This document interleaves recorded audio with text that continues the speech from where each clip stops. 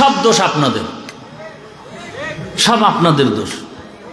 আপনারা যদি সাথে সাথে দাঁড়ায় বলতেন যে এই আমি নামাজ পড়ি না ঠিক, রোজা রাখি না ঠিক, দাড়ি রাখি না ঠিক, কিন্তু ইসলাম আমার জীবনের মূল, আল্লাহর কোরআন রসুল নিয়ে, আলেম নিয়ে, ইসলাম নিয়ে কথা বললে তোর চামড়া তুলে ফেলা হবে,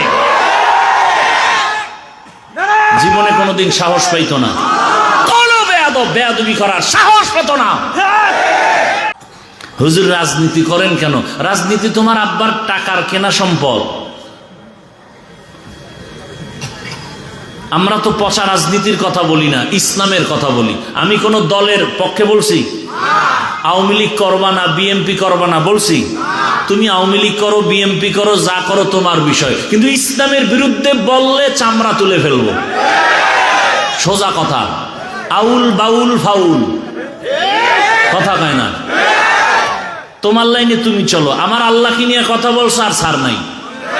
নামাজ পড়বা না, কোনো ঝগড়া নাই, নামাজের বিরুদ্ধে কথা বললে সাইজ করে ফেলবো। রোজা রাখবা না, ঝগড়া নাই, কিন্তু রোজার বিরোধিতা করলে রক্ষা নাই।